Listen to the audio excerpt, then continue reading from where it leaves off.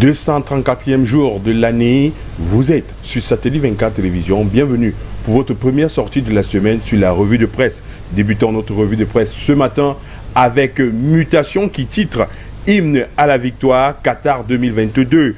L'influenceuse Nao75 porte haut les couleurs du Cameroun à travers ses posts sur ses pages Facebook, Instagram. Vous pouvez voir en première de couverture, elle arbore les couleurs du Cameroun avec un ballon Qatar 2022, hymne à la victoire. Quand le Cameroun se réveille, le monde tremble. C'est à lire en page 15 de Mutation. Ce matin, Mutation s'intéresse aux empoisonnements. C'est mort après une fête de mariage. C'est l'enquête que ouvre Mutation. C'était du côté de Colmetet dans le département d'Union et Sceaux que des morts ont surgi après une fête de mariage. Empoisonnement présumé. Lire en page 15 du journal Mutation. Poursuivons avec Cameroun Tribune. Cameroun Tribune qui titre Gouvernance locale des maires sur des braises. Depuis plusieurs chefs d'exécutif communal de la cuvée de 2020 ont été destitués ou sont menacés de destitution par des conseillers municipaux qui dénoncent, entre autres, une gestion opaque des ressources de communes. C'est-à-dire, c'est le cas à Marois 1er, Ezeka, Lagdo, Bangwa, Yokadouma. La rédaction de Cameroun Tribune vous plonge sur ce grand dossier à lire en page 5. Toujours dans Cameroun Tribune, on s'intéresse à l'année scolaire 2022-2023. Le calendrier est connu. Un arrêté conjoint signé vendredi dernier par les ministres en charge de l'éducation de base et de l'enseignement secondaire fixe la rentrée scolaire au 5 septembre prochain et la fin de l'année au 28 juillet 2023. C'est à lire en page 6 et 7 de Cameroun Tribune. Nous poursuivons avec la nouvelle qui s'intéresse au département de la Sanaga-Maritime. Il fait briller le soleil à Edea. C'est le ministre Galet Bibert qui est à l'honneur à travers son championnat de vacances qu'il a organisé de ce côté-là à Edea. C'est en lire en page 3. Vichère, les meuniers accusent. C'est en lire en page 4 de la nouvelle. Poursuivons avec l'Indépendant et le grand titre tentative d'assassinat. Les agresseurs du chargé du Minipat, les criminels autour de l'attentat de Jean-Sylvain Vondo, président de la section RDPC Dia et Lobo 1, ont été présentés à la presse vendredi 19 août à la délégation générale de la Sûreté nationale à Yaoundé par les enquêteurs. C'est à lire dans le journal L'Indépendant en page 3.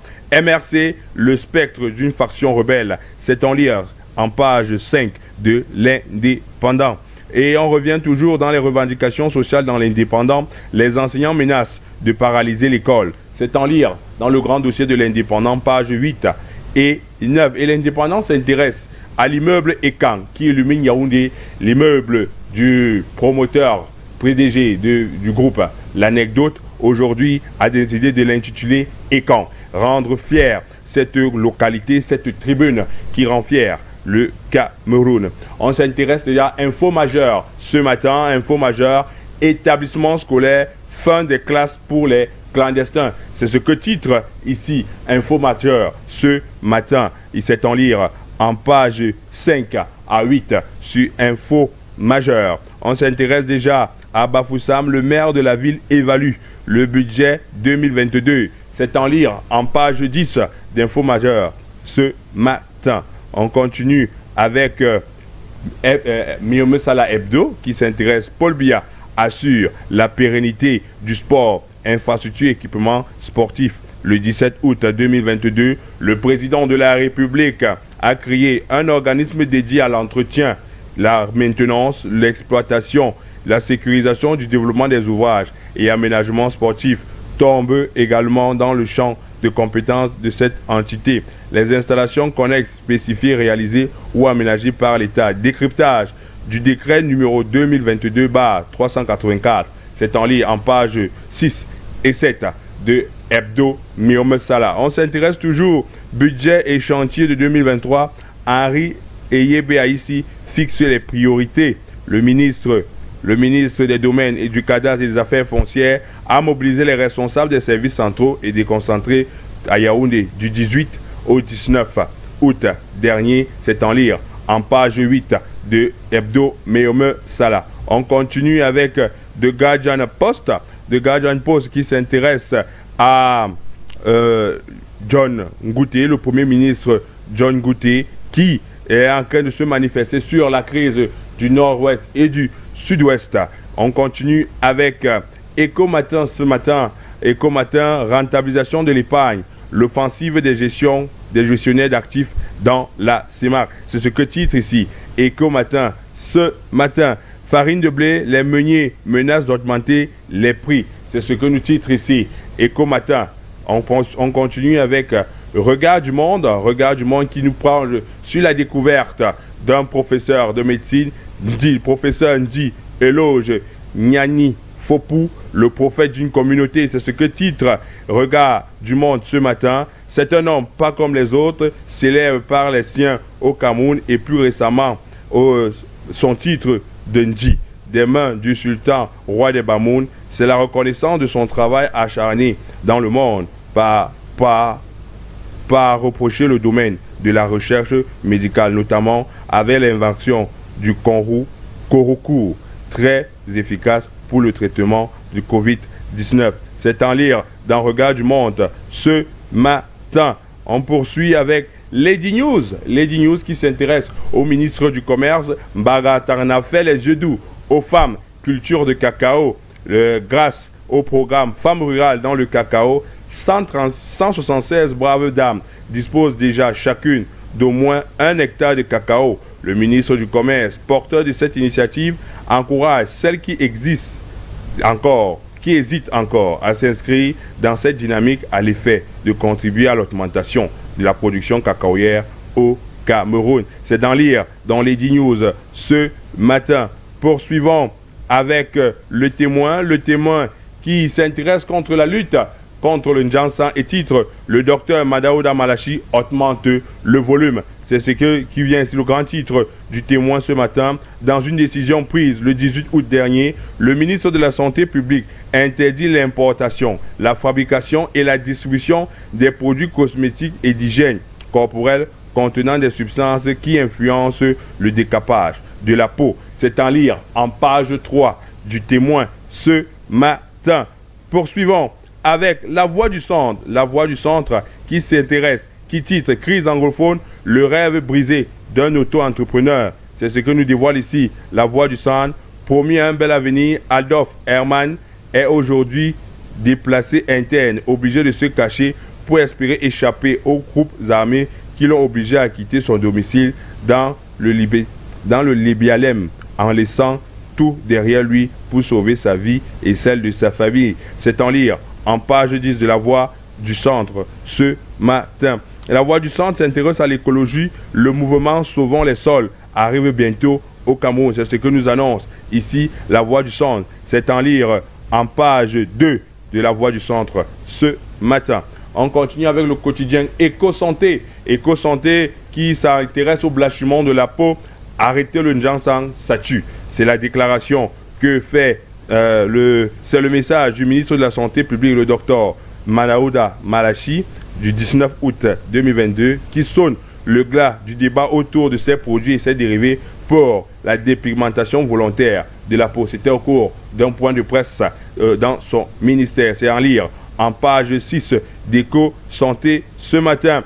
Journée mondiale de l'aide humanitaire.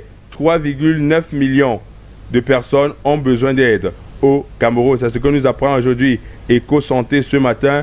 C'est ce qui ressort du discours de Mathias Nat, coordonnateur humanitaire Cameroun, donné à l'occasion de la journée mondiale de l'aide humanitaire. C'est en lire en page 3 du journal Éco-Santé ce matin. On continue avec L'Avenir qui s'intéresse au ministre du Commerce, Luc Magloire Mbagatana, prophète de la bonne qualité du cacao camerounais. C'est ce que nous titre ici L'Avenir ce matin. Le ministre du Commerce a présidé la semaine dernière à Yokadouma le lancement de la campagne cacaoyère 2022-2023. C'est en présence de Gabriel Barobé, son homologue de l'agriculture et du développement rural. La filière cacao emploie au Cameroun plus de 2 millions de personnes et génère des recettes de l'ordre de plus de 300 milliards de francs CFA. Le ministre du Commerce a promis une amélioration des revenus des producteurs. Et il faut lire ce reportage dans l'Avenir ce matin. Et encore, l'enquête de l'Avenir ce matin, c'est une enquête exclusive. Où fabrique-t-on les faux diplômes au Cameroun? C'est la grande enquête que mène le journal Avenir ce matin. C'est en lire en page 7. Poursuivons avec l'info à chaud qui s'intéresse au meeting populaire de Bafoussam. Kamto reconnaît enfin que le changement passe par les urnes. C'est le grand titre de Info à chaud ce matin. Et le grand dossier, c'est en lire en page 3 ce matin. On continue toujours avec Info à chaud. Lutte contre les fausses cartes grises. La dernière carte de Ngale Biber. C'est en lire en page 2 de Info Matin. De l'info à chaud. Nous poursuivons avec le quotidien qui s'intéresse maintenant à l'évaluation des cahiers de charges. Camvert, collectivité territoriale décentralisée, riverain. Camvert, bilan social positif. C'est ce qui en ressort ici de la séance de travail qui a eu lieu ce week-end. Il ressort que le bilan est plus que positif par le projet Camvert. Campagne de sensibilisation et d'éducation électorale, dernière ligne droite en 10 jours. C'est ce qu'il en ressort du 21 au 31 août 2022. Et l'ECAM conduit la dernière phase de la vaste campagne d'éducation politique initiée en février dernier conformément à l'article 74 alinéa 2 du Code électoral. La révision annuelle des listes électorales commence en effet le 1er janvier et s'achève le 31 août de chaque année. Partis politiques, encouragez vos militants et sympathisants à s'inscrire sur les listes électorales. Le 31 août prochain marque la clôture des inscriptions. Tel est l'un des 10 messages qui vont alimenter la campagne digitale jusqu'au 31 août prochain. Poursuivons avec Bounia, contrebande des véhicules, les solutions digitales du gouvernement. Après l'application Portran développée par la douane, le ministre des Transports crée Transdoc pour vérifier l'immatriculation, analyse les forces et les faiblesses de ces solutions dans Bounia Presse. On continue avec le positionnement, l'offensive de Afrique-Port en Afrique centrale. C'est en lire en page 4 de Bounia Hebdo. Poursuivons avec Média-Action qui, eux, s'intéressent aux œuvres sociales. Une grotte mariale offerte aux populations par M. David Kenyé, premier adjoint dans l'exécutif communal de Pété Banjoun. C'est au cours d'une cérémonie grandiose marquée par une messe dite à la mémoire de son papa, Rigobert Tchatchou, décédé en 2020. On s'intéresse toujours Festif Football Bia et des vacances utiles 2022. La place des fêtes de Barandé a servi de cadre de clôture à la clôture des activités bien conduites par la fondation Table ouverte du ministre Célestine Ketia Cortez. C'est en lire en page 6 de Média-Action. On poursuit avec le financier d'Afrique. Lutte contre la vie chère. La BA prescrit le relèvement du pouvoir d'achat des ménages. C'est le grand dossier ici du financier d'Afrique. L'institution suggère que cette augmentation pourrait être mise en œuvre à travers une hausse des subventions des États ou une réduction des marges bénéficiaires des entreprises. C'est en lire en page 6 et 7 du financier d'Afrique. Le financier d'Afrique s'intéresse aussi à l'agroalimentaire, un centre de production et de développement technologique annoncé à l'université de Douala. C'est en lire en page 5 du financier d'Afrique ce matin. On s'intéresse au Tri-Hebdo, le soir qui fait un titre qui revient sur la deuxième édition des vacances utiles.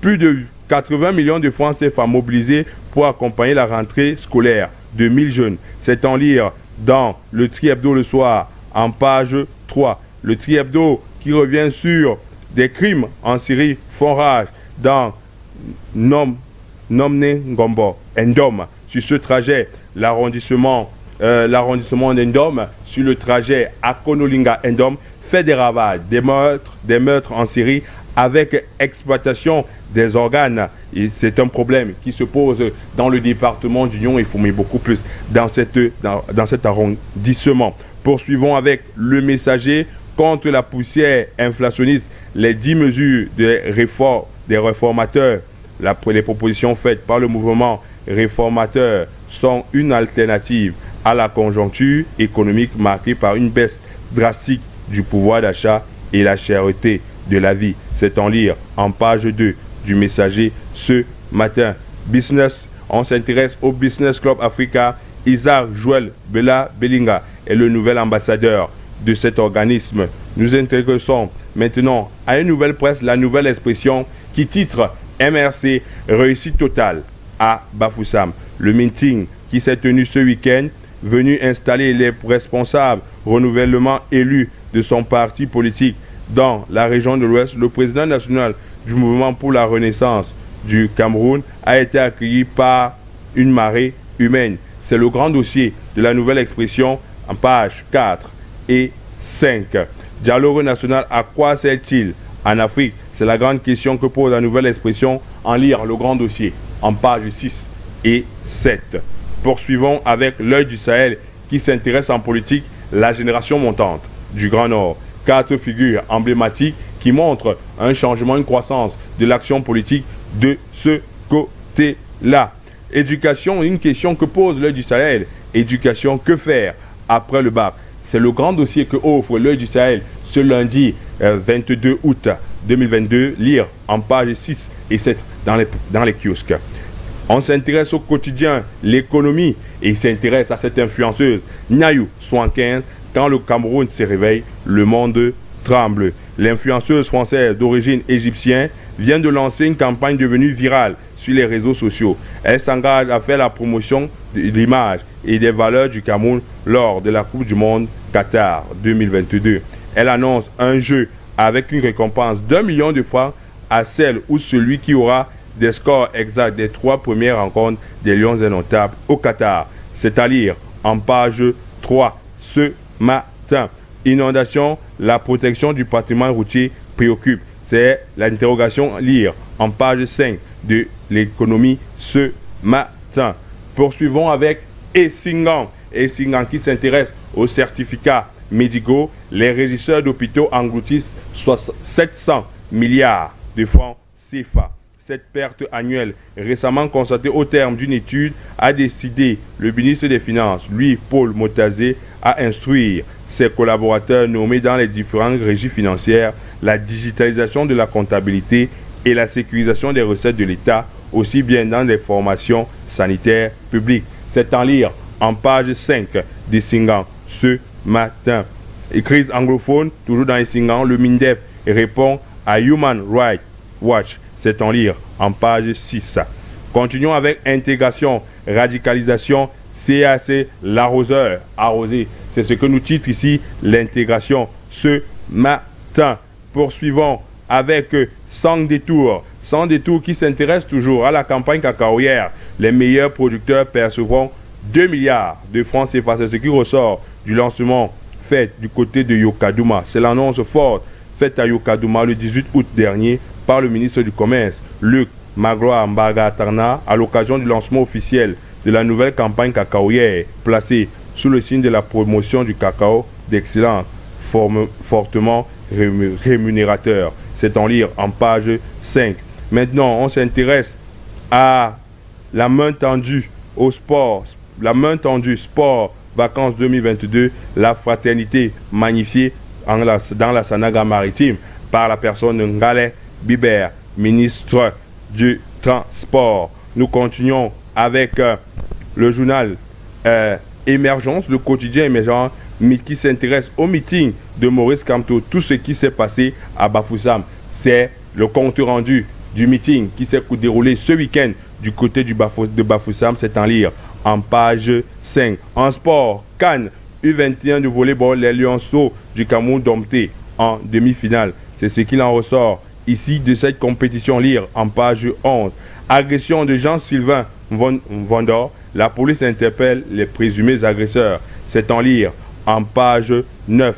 Terminons notre revue de presse ce matin avec une information qui nous parvient à l'instant dans l'arrondissement de Mbalmayo. Il serait une formation d'atelier des élus locaux. Formation des élus locaux dans le cadre de l'éducation inclusive à Mbalmayo, c'est du 22 au 23 août 2022. Grâce au financement d'Irish Aid, il est prévu que les conseillers locaux acquièrent des connaissances sur le développement local inclusif des personnes handicapées en mettant l'accent sur l'éducation inclusive des enfants handicapés. Un atelier de formation est prévu pour 210 élus locaux afin de renforcer leurs capacités et clarifier leur rôle et responsabilité. Tout à l'heure, lorsqu'il sera 8 h, ils vont débuter au conseil municipal de Mbalmayo. Stop et fin de votre revue de presse ce matin. Donnons-nous rendez-vous demain lorsqu'il sera 8 h. Vous êtes sur Satellite 24 Télévision, la télévision de l'excellence.